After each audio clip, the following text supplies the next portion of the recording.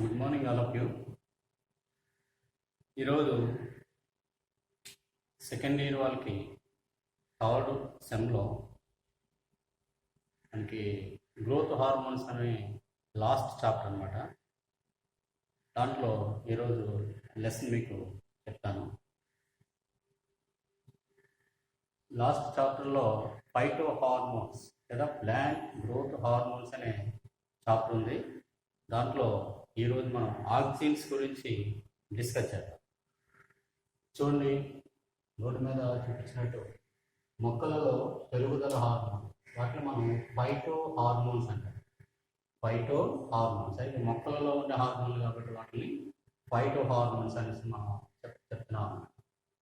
ఈ ఫైటో హార్మోన్స్లో మనకి చాలా రకాలు ఉన్నాయి. ఆక్సిన్స్ అని, జిబ్బరెలిన్స్ అని, అబ్సిసిక్ ఆమ్లం అని, సైటోకైనిన్స్ అని, ఇథిలిన్ అనే 5 రకాల ఫైటో హార్మోన్స్ అనేవి ఉన్నాయి. ఇవి ఏ విధంగా మొక్కలలో పెరుగుదలను ఇనిషియేట్ చేస్తాయో చూద్దాం. యాక్చువల్గా మొక్కల యొక్క growth and development it's depend upon environmental and physiological conditions besides the genetical factors. అంటే జన్యుపరమైనటువంటి లక్షణాలు ఆధారంగా, తర్వాత వాతావరణపరమైనటువంటి మార్పుల వలన, అలాగే శరీర ధర్మం అంటే ఫిజియలాజికల్ ఎఫెక్ట్స్, శరీర ధర్మ ప్రభావాల వల్ల కూడా మొక్కలలో పెరుగుదల అనేది, డెవలప్మెంట్ అనేది డిపెండ్ అవుతుంది సాధారణంగా. యాక్చువల్గా మొక్కలు పెరగడానికి మనకి ఏం కావాలని చెప్తాం? దానికి ఫుడ్ సోర్స్, కిరణజన్య సమీకరణ ఎంత బాగా జరిగితే అంత ఫుడ్ తయారవుతుంది, దాన్ని బట్టే పెరుగుదల సంభవిస్తుందని చెప్తాం. ఇంకా దేనివల్ల పెరుగుదల మొక్కల్లో బాగా వస్తుందని చెప్తా ఉంటాం? నేల నుంచి తీసుకున్నటువంటి nutrients, micro nutrients, micro nutrients లేదా మినరల్స్, రకరకాల ఖనిజ పోషక పదార్థాలు, నీటిలో కరిగినటువంటి ఖనిజ పోషక పదార్థాలు వేళ్ళ ద్వారా మొక్కలు తీసుకుంటే, తద్వారా కిరణజన్య సమీకరణలో తయారైనటువంటి ఆహారంతో పాటు వేళ్ళ ద్వారా తీసుకున్నటువంటి ఈ మినరల్స్ కూడా, మైక్రో అండ్ మైక్రో న్యూట్రియంట్స్ కూడా మొక్కల యొక్క పెరుగుదల డెవలప్మెంట్ మీద ఆధారపడతాయని మనం ఇంతవరకు చెప్తున్నాం. కానీ వీటితో పాటు ఇవే కాకుండా ఇంకా వివేపుగా పెరిగి కొన్ని రకాల ఫిజియలాజికల్ యాక్టివిటీస్ చేయాలంటే మొక్కల యొక్క శరీరంలో జరిగే అనేక రకాల మార్పులు, చేర్పులకు, రసాయన ప్రక్రియలకు కారకమైనటువంటి మరికొన్ని పెరుగుదలను నియంత్రించే కొన్ని రకాల రసాయన పదార్థాలు కూడా ఉన్నాయి. అవి మొక్కలు తమంతట తామే తయారు చేసుకుంటాయి. ఎండోజీనస్ అని, అంతర్గతంగానే మొక్కలలో అవి తయారయ్యి వాటి యొక్క పెరుగుదల వివిధ అభివృద్ధి దశలలో అవి పనికి వచ్చి రకరకాల యాక్టివిటీస్ చేయడానికి మొక్కలలో ప్రముఖమైనటువంటి పాత్ర వహిస్తాయి. అలాంటి కెమికల్ సబ్స్టెన్సెస్ లేదా ఫైటో హార్మోన్స్ లేదా గ్రోత్ హార్మోన్స్ లేదా గ్రోత్ సబ్స్టెన్సెస్గా మనం ఆక్సిన్స్, జిబ్బరెలిన్స్, అబ్సిసిక్ ఆమ్లము అండ్ సైటోకైనిన్స్ అండ్ ఇథిలిన్ అనే 5 రకాల ఫైటో హార్మోన్స్ ఉన్నాయి. ఈరోజు మనం ఆక్సిన్స్ గురించి డిస్కస్ చేద్దాం. ఆక్సిన్స్ యాక్చువల్గా ఈ ఆక్సిన్స్ అంటే పెరుగుదల గురించి, మొక్కల యొక్క డెవలప్మెంట్ గురించి, ఈ మినరల్స్ కాకుండా, ఈ ఫుడ్ సోర్స్ కాకుండా వేరే ఇతర పదార్థము ఈ ప్లాంట్ గ్రోత్ని ఇన్ఫ్లుయెన్స్ చేస్తుందనే విషయాన్ని మనకి మొట్టమొదట క్లియర్గా చెప్పినటువంటి శాస్త్రవేత్త అంటే జూలియస్ వాన్ సాక్స్. ఈయన ఏదో ఒక కెమికల్ సబ్స్టాన్స్ అనేది ప్లాంట్ డెవలప్మెంట్ విషయంలో అది ప్రధానమైనటువంటి పాత్ర వహిస్తుంది, అది మొక్కలలోనే ఇంటర్నల్గా పెరుగుతుంది అనేసి ఆయన మొట్టమొదటిసారి మనకి గుర్తించడం. అలాగే గుర్తించిన తర్వాత 1930లో ఇండోల్ 3 ఎసిటిక్ యాసిడ్ అనే IAA అంటాం. ఇండోల్ 3 ఎసిటిక్ యాసిడ్ అనే ఆక్సిన్, అంటే ఆక్సిన్ యొక్క పేరే ఇండోల్ 3 ఎసిటిక్ యాసిడ్ అనమాట. దాని కెమికల్ నేమ్ అనమాట. ఆక్సిన్స్ అనేది గ్రోత్ హార్మోన్ మనం చెప్తాం, కానీ దాని కెమికల్ స్వభావాన్ని బట్టి దాని పూర్తి పేరు ఏంటంటే ఇండోల్ 3 ఎసిటిక్ యాసిడ్ అనేది 1930లో కనుగొనడం జరిగింది. అలాగే ఈ చార్లెస్ డార్విన్ అనే సైంటిస్ట్ ఉన్నాడు కదా, చార్లెస్ డార్విన్, ఈయన కూడా 1881లో ఈ మొక్కలలో కొన్ని రకాల చలనాలని ఆయన అబ్జర్వ్ చేశాడు. ప్లాంట్ మూవ్మెంట్స్ని అబ్జర్వ్ చేశాడు. ఆయన ప్రయోగాలు చేస్తున్నారు.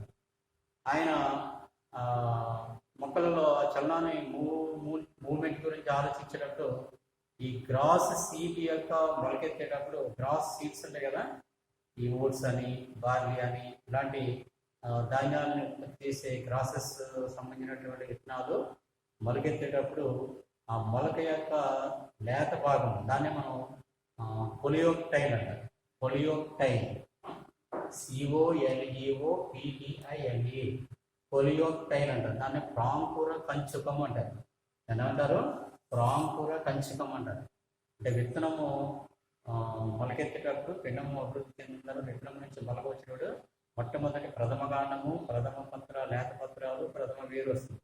ఆ ప్రథమ కాండం యొక్క చిట్ట చివరి లేత భాగాన్ని ఏమంటారంటే కొలియోక్టైల్ అంటారు. అలాగే అభివృద్ధి బాగా ఎదిగిన తర్వాత లేత కాండాగ్ర భాగంలో ఉన్నటువంటి లేత చిగురు భాగాన్ని, ఎక్కువగా విభాజకనాలు ఉన్నటువంటి లేత చిగురు భాగాన్ని టిప్ రీజన్ ఏమంటారంటే కొలియోక్టైల్ అంటారు. ప్రాంకుర పంచుకం అంటారు. ప్రాంకుర పంచుకము. కొలియోక్టైల్ యొక్క మూవ్మెంట్స్ని ఆయన అబ్జర్వ్ చేశాడు. చీకట్లో ఉన్నప్పుడు కొలియోక్టైల్ లేదా ప్రాంకుర పంచకం అనేది స్ట్రైట్గా పెరగడం, స్ట్రైట్గా చలనాన్ని చూపించడం ఆయన అబ్జర్వ్ చేశాడు చీకట్లో ఉన్నప్పుడు. అదే కొంత కాంతి పడేటట్టు దానిని చేసినప్పుడు ఆ కొలియోక్టైల్ లేదా ప్రాంకుర పంచకం అనేది కాంతి వైపు బెండ్ అవ్వడం చూశాడు. కాంతి వైపు బెండ్ అవ్వడం చూశాడు. అలా కాకుండా దాని మీద ఒక ముసుగు లాంటి కవచం వేసేసినప్పుడు ఎటువంటి బెండ్ లేకుండా మళ్ళీ స్ట్రైట్గా పెరగడం ప్రారంభించింది అన్నమాట. అంటే కాంతికి అనువర్తనంగా, కాంతి వైపు అనువర్తనంగా అది బెండ్ అవడం అనేది గమనించాడు. అంతే తప్ప దానికి కారణం ఏంటి, ఏ పదార్థం దానికి కారణమైందనే విషయాన్ని ఆయన ఆ టైంలో పూర్తిగా కనుగొనలేకపోయాడు. అలాగే తర్వాత బాయ్సన్ అండ్ జెన్సన్ 1910లో ఈ కొలియోక్టైల్ మీద రకరకాల ప్రయోగాలు చేశాడు అన్నమాట. ఆ పెరుగుదల ఏ విధంగా పెరుగుతుంది, దాన్ని కట్ చేస్తే ఎలా పెరుగుతుంది, ఏ భాగాన్ని కట్ చేస్తే ఎక్కడి నుంచి పెరుగుదల వస్తుందనే విషయాల మీద ఈయన కూడా కొన్ని రకాల ప్రయోగాలు చేశాడు. తర్వాత FW వెంట్ అనే సైంటిస్ట్ 1928లో ఈ ఓట్స్ అంటాం కదా, మనం ఓట్స్ తింటాం కదా మనం. ఆ ఓట్స్ అంటే ఎవైనా సెటైవా దాని శాస్త్రీయనాము. ఆ ఓట్స్ యొక్క కొలియోక్టైల్, దాని అంటే బీజము మొలకెత్తేటప్పుడు ఏర్పడినటువంటి ఆ లేత భాగము లేదా కొలియోక్టైల్ లేదా ప్రాంకుర పంచుకును మొలకెత్తే విధానం మీద అనేక రకాల ప్రయోగాలు చేసి ప్రయోగపూర్వకంగా ఆయన నిరూపించడం. అక్కడ ఆ కాండం యొక్క అగ్రభాగంలో ఏదో ఒక కెమికల్ సబ్స్టెన్స్ ఉండే ఈ పెరుగుదలను ఇనిషియేట్ చేస్తుంది లేదా బెండ్ అయ్యేటట్టు చేస్తుంది. దానికి అంతటికి కారణము ఆ కాండాగ్ర భాగంలో ఏదో ఒక కెమికల్ సబ్స్టెన్స్ ఉందని, దానికి మొట్టమొదటిసారి కెమికల్ సబ్స్టెన్స్ మొట్టమొదటిసారి ఆక్సిన్స్ అనే పేరు పెట్టినటువంటి సైంటిస్ట్ కూడా FW వెంట్ అనే సైంటిస్ట్. ఈయన చేసినటువంటి ప్రయోగం ఏ విధంగా చేసినటువంటి బోర్డు చూడండి, డయాగ్రామ్స్గా మనం డిస్ప్లే చేద్దాం. దీంట్లో చూడండి, ఇదొక ఓటు యొక్క కొలియోక్టైల్ అన్నమాట. ఓటు విత్తనం మొలకెత్తేటప్పుడు బీజ దళాల నుంచి వచ్చినటువంటి సన్నని పొడవైనటువంటి ఈ కొలియోక్టైల్ అన్నమాట. లేత కాండాగ్రం అన్నమాట. ఈ కొలియోక్టైల్ లేదా ప్రాంకుర పంచకం అన్నమాట. దీన్ని ఏం చేశాడు ఆయన, ఆ టిప్ రీజన్ కట్ చేస్తాడు అనమాట.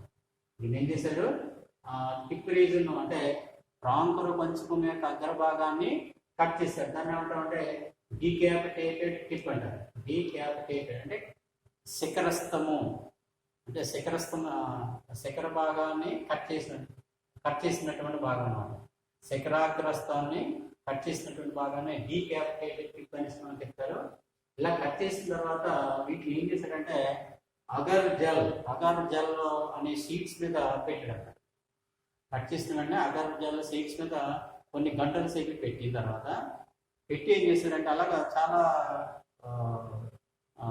కొలియోక్టైల్ కటింగ్స్ తీసుకున్నాడు. ఇవన్నింటిని తీసుకొచ్చి అగర్ జెల్ షీట్ మీద పెట్టాడు అన్నమాట. పెట్టిన వెంటనే కొన్ని అవర్స్ ఉండడంతో ఏమైందన్నమాట, ఆ కట్ చేసినటువంటి ఆ టిప్పులో ఉన్నటువంటి కొన్ని రకాల రసాయన పదార్థాలు ఆ జెల్కి అంటే అగ్రభాగం నుంచి కింద వైపు వచ్చి అగర్జల ప్లేట్ మీదకి ఆ ప్లేట్ అబ్జార్బ్ చేస్తుంది అన్నమాట, ఏదో కెమికల్ సబ్స్టెన్సెస్. ఆ తర్వాత ఏం చేశాడు, ఇంకొక కొలయోటైలోని ఆల్రెడీ ముందుగా కట్ చేసుకున్న దాని మీద కొన్ని గంటలు అగర్జల ప్లేట్ మీద పెట్టినటువంటి ఆ టిప్స్ని తీసేశాడు. మరి కాండాగ్ర భాగాన్ని తీసేసి కేవలం అగర్జల యొక్క షీట్ లేదా బ్లాక్ తీసుకొచ్చి ఇంకొక ప్రాంకులో పంచుకుని లేదా కొలియోటైల్ అగర్ భాగం కట్ చేసినటువంటి దాని మీద అగర్ బ్లాక్ ని పెట్టాడు అనమాట, నెమ్మలాంటి దాన్ని పెట్టాడు. పెట్టిన తర్వాత అబ్జర్వ్ చేసినట్లయితే కొన్ని గంటలు పోయిన తర్వాత ఈ బ్రాంకురము అనేది, ఈ కాండాగ్ర భాగం అనేది చాలా స్పీడ్గా పెరగడం ప్రారంభించింది. ఎంతవరకు ఎంత స్పీడ్గా పెరిగిందంటే, అంతకుముందు టిప్ భాగం దీని మీద ఉన్నప్పుడు, అగ్రభాగం దీని మీద ఉన్నప్పుడు దానికంటే కూడా చాలా ఎక్కువ దూరం పైకి ఎత్తు పెరగడం ప్రారంభించింది. ఇప్పుడు అగర్జల బ్లాక్ ఛేదించినటువంటి ఖండనం చేసినటువంటి ఆ కాండాగ్ర భాగం మీద అగర్జల ప్లేట్ పెట్టిన వెంటనే దాని గ్రోత్ అప్పుడు తీసింది. తర్వాత మళ్ళా ఇలాంటి ఇంకొక అగర్జల బ్లాక్ తీసుకుని వేరొక ప్రాంకురాన్ని కట్ చేసినటువంటి దాని మీద చూడండి, స్టార్టింగ్ లో కట్ చేసినటువంటి ఎత్తు ఒకే ఎత్తులో ఉంది. ఈ పెరుగుదల చూపించిన ఎత్తు చూడండి ఎంత ఎత్తు పెరిగిందో. తర్వాత ఇదొక అంటే అగర్జల్లో బ్లాక్ పెట్టడం ద్వారా మళ్ళా కాండము చాలా స్పీడ్గా గ్రోత్ అవ్వడం అనేది ఇక్కడ అర్థం చేస్తాం. తర్వాత నెక్స్ట్ దాంట్లో ప్రయోగం ఏం చేశాడంటే, ముందుగానే సమానమైన ఎత్తులో కట్ చేసినటువంటి వేరొక ప్రాంతంలో కొంచెం మీద శిఖర భాగం మీద కట్ చేసినటువంటి భాగం మీద ఒక అగర్ బ్లాక్ తీసుకుని దాన్ని సమానంగా పెట్టకుండా కొంచెం వంపుగా ఒక సైడ్ మాత్రమే పెట్టాడు. చూడండి, లెఫ్ట్ సైడ్కి వచ్చేటట్టు, లెఫ్ట్ సైడ్ మార్జిన్ ఉండేటట్టు అగర్ బ్లాక్ని అలాగా ఉంచాడండి. ఉంచి కొన్ని గంటలు పోయిన తర్వాత చూసినట్లయితే అది పెరుగుదల చూపించింది. కానీ పెరుగుదల ఎటువైపు ఉందన్నమాట, చూడండి కుడివైపుకి బెండ్ అవుతుంది, కుడివైపుకి బెండ్ అవుతుందన్నమాట. కుడివైపుకి బెండ్ అయ్యి వంపు అనేది మనం బాగానే ఇక్కడ చూడవచ్చు. స్పీడ్గానే పెరిగింది, పైగా స్ట్రైట్గా పెరగకుండా కుడివైపు పెరిగింది. కానీ మనం ఏ వైపు పెట్టాం, అగర్ బ్లాక్ని ఎడమ వైపు ఎడ్జ్ మీద పెట్టాం, ఎడమ వైపు అంచు మీద పెట్టాం. అంటే దీన్ని బట్టి మనకి ఏమర్థం అవుతుందంటే, మొక్కలలో పెరుగుదలకు అవసరమైనటువంటి ఏదో ఒక కెమికల్ సబ్స్టెన్స్ అనేది విత్తనము నుంచి మొలకెత్తుతున్నటువంటి ఆ కొలియోటైల్ యొక్క గత కాండాగ్ర భాగంలో ఉత్పత్తి అవుతుంది.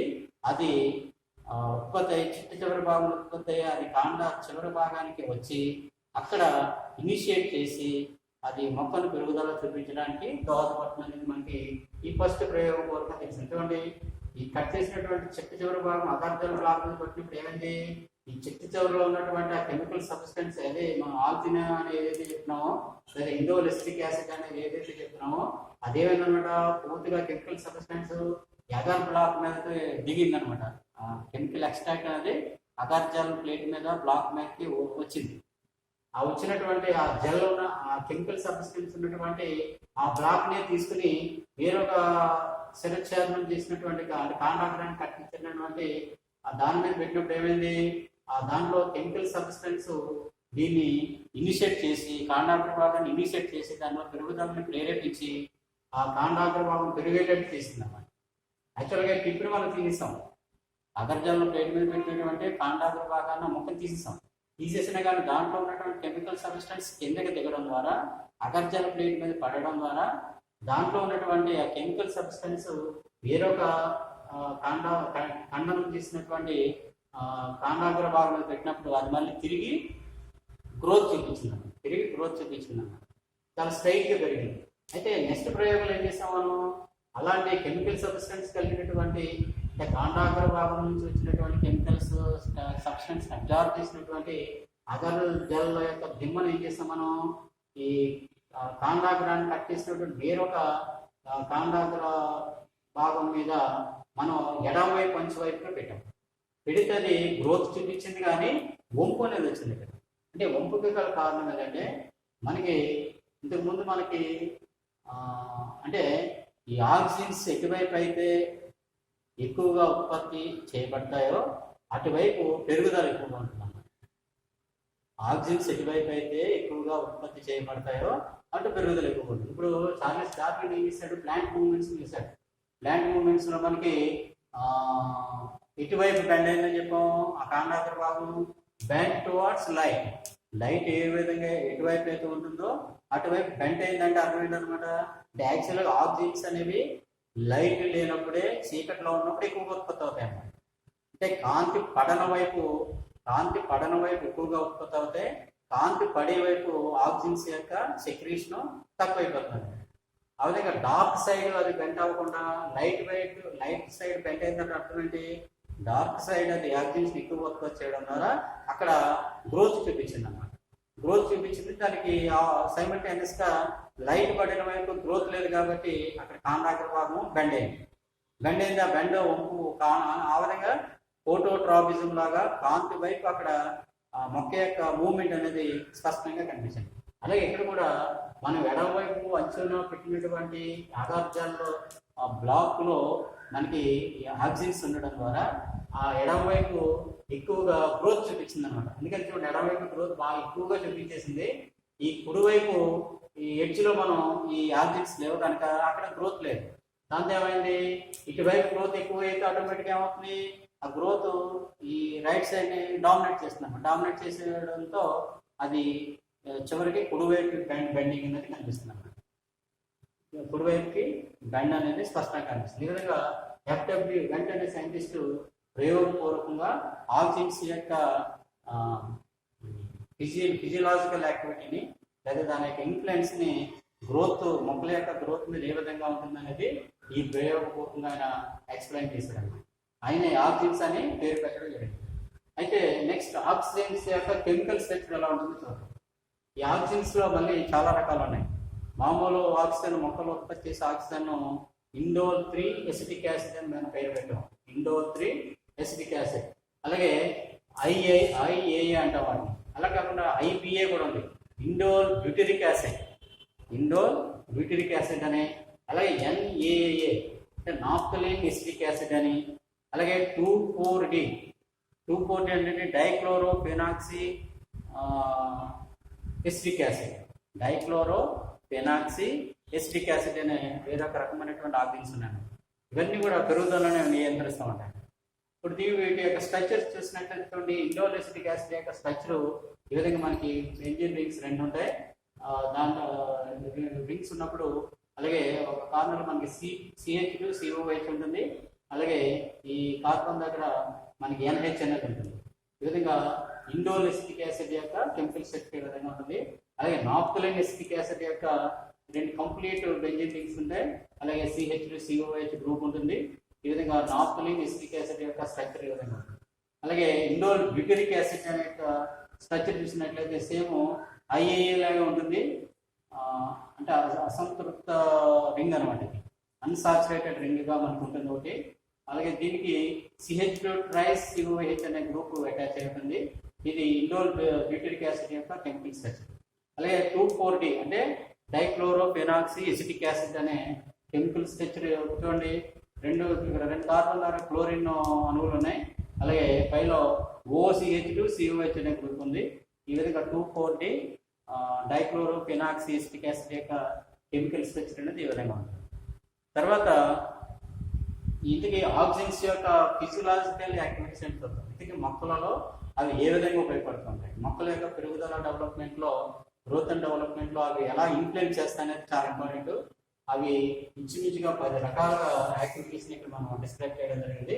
దాంట్లో ఫస్ట్ ఏంటి, సెల్ ఎన్లార్జ్మెంట్, కణ వ్యాకోచము.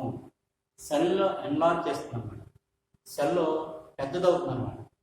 సెల్ ఎప్పుడైతే పెద్దదైందో ఆటోమేటిక్గా ఆ భాగంలో ఉన్నటువంటి కాండాగ్రం కానీ రూటు అగ్రభాగం కానీ పెరుగుదల చూపిస్తుంది అన్నమాట.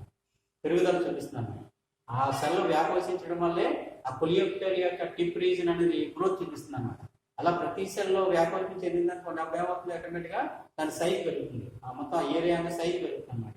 అలాగే అది అన్ఈక్వల్ గా డిస్ట్రిబ్యూషన్ అయిందనుకోండి, అక్కడ ఆక్సిజన్ అనేది ఆటోమేటిక్గా బెండింగ్ కూడా వస్తుంది. అన్ఈక్వల్ గా డిస్ట్రిబ్యూట్ అవుతే ఆక్సిజన్స్ యొక్క పరిమాణం అనేది అన్ఈక్వల్ గా దాని యొక్క డిస్ట్రిబ్యూషన్ బట్టి ఆ కాండాగ్రంలో కానీ రూటాగ్రంలో కానీ బెండింగ్ కూడా మనకి చూడొచ్చు అన్నమాట. ఇలాగా కణ వ్యాకోచం చెందడం ద్వారా మొక్కలలో పెరుగుదల అనేది సంబంధిస్తుంది. ఎక్కువ కాండాగ్రాలు మరియు వేరు అగ్రాలు, రూట్ టిప్ రీజన్. తర్వాత సెకండ్ ఫిజియలాజికల్ యాక్టివిటీ ఏంటంటే ఎపికల్ డామినెన్స్. మనకి కాండం మొక్కలు పైకి పెరిగేటప్పుడు మనకి కాండాగ్ర భాగము అంటే కాండాగ్ర భాగంలో మనకి కొన మొక్క అన్నది ఉంటుంది, ఎపికల్ పట్టు అంటారు. ఎపికల్ పట్టు ఎప్పుడు పైకి తీసుకెళ్తూ ఉంటుంది కాండాన్ని, అలా పైకి పెరుగుదల చూపిస్తూ ఉంటుంది. మనకి బ్రాంచెస్ వస్తాయి. బ్రాంచెస్ మనకి పక్కన ఉన్నటువంటి బ్రాంచెస్ ఎలా వస్తాయి, కాండం యొక్క చివరి బాగా కింద నుంచి మనకి కొమ్మలు లేదా శాఖలు వస్తూ ఉంటుంది. అక్కడ ఏముంటాయి, మనకి పార్షియల్ పెట్స్ ఉంటాయి, పార్శ్వ మొక్కలు ఉంటాయి. ఆ పార్శ్వ మొక్కల నుంచి మనకి బ్రాంచెస్ వస్తాయి అన్నమాట. ఎపికల్ బెడ్ ఉన్నంత సేపు ఈ పార్శ్వ మొక్కలు అనేవి గ్రోత్ చూపించదు, నిరోధించబడుతుంది. ఎపికల్ బెడ్ ఉన్నంత సేపు అంటే కాండాగ్ర భాగం ఉన్నంత సేపు, అది పెరుగుదల చూపిస్తున్నంత సేపు ఈ పార్శ్వ కొమ్మలు సాధారణంగా ఏర్పడతాయి. ఎప్పుడైతే ఎపికల్ బెడ్ మనం కట్ చేసాం అనుకోండి, ఆటోమేటిక్గా పార్శ్వ శాఖలు పుట్టుకొస్తామండి. చూడండి కొన్ని మొక్కల్లో మనం ఈ హార్టికల్చర్ మొక్కల్లో, పూల మొక్కలు వాటిలో మనం పెంచేటప్పుడు చూడండి, మొక్క బ్రాంచెస్ ఎక్కువ వచ్చి పువ్వులు ఎక్కువగా పువ్వులంటే మనం ఏం చేస్తాం, ఆ చెగులు కట్ చేస్తాం. చేయడంతో పక్క నుంచి చిన్న చిన్న కొమ్మలు రావడం, లేదా చిన్న చిన్న కొత్త కొత్త పత్రాలు రావడం, తర్వాత పుష్పాలు రావడం అనేది చూస్తూ ఉంటాం. అదేవిధంగా కాండాగ్రంలో ఉన్నటువంటి ఆక్సిన్స్ యొక్క ప్రభావం వల్ల ఈ పార్శ్వ శాఖలని నిరోధిస్తున్నారు.